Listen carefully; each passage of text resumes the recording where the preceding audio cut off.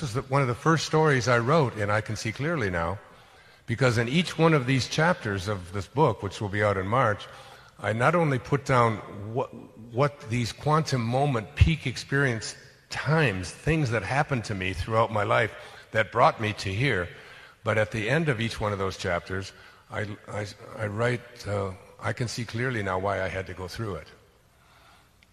And what I'm suggesting, the reason I'm saying this to you and telling you this story is because you can do the same thing.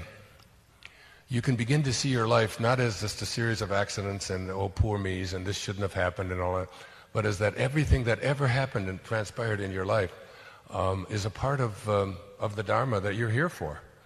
Even the tough stuff, even the stuff that you don't like, to admit to, even the struggles. In fact, the struggles very often are the most important things that I write about. Some of those real deep ones, especially when my wife decided that she wanted to separate 13 years ago. Like my whole life has been, I start to realize it's all been orchestrated, it's all been taken care of, it's all been handled for us. And it's like all you have to do is find what it is inside of you that that excites you. What is it that excites you?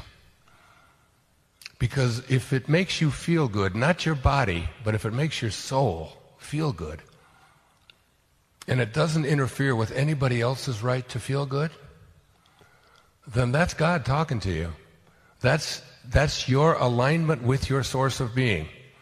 Muktananda, this great saint in India, when he would have people come into the ashram, and they would all walk in, and he would ask them, do you know the difference between God and good? And if they said no, he would just go like this and make a zero, make an O. He said, the only difference between God and good is nothing. There is no difference. God and good are the same.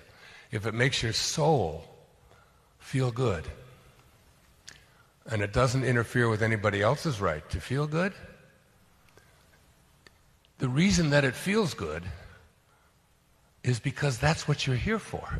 That's God. Good God. If you were to call my cell phone,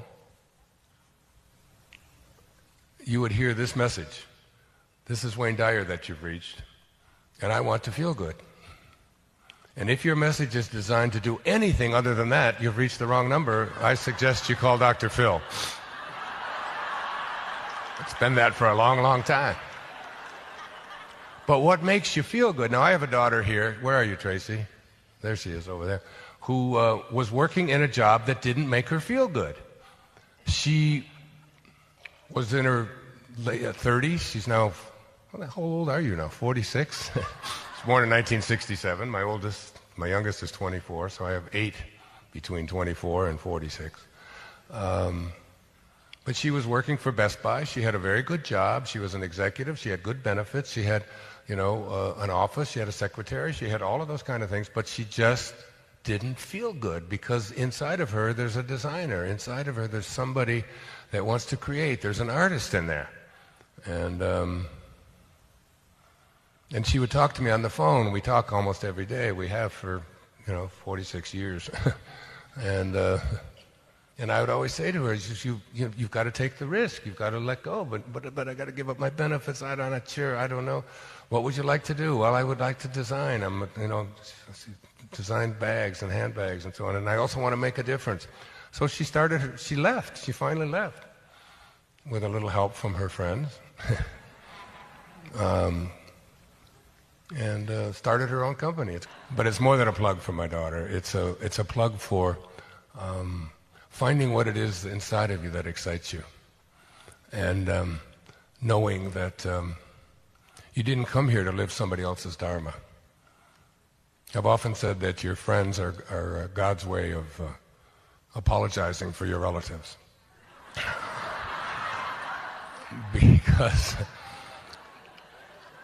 Because your friends understand, And I've raised my children to believe that,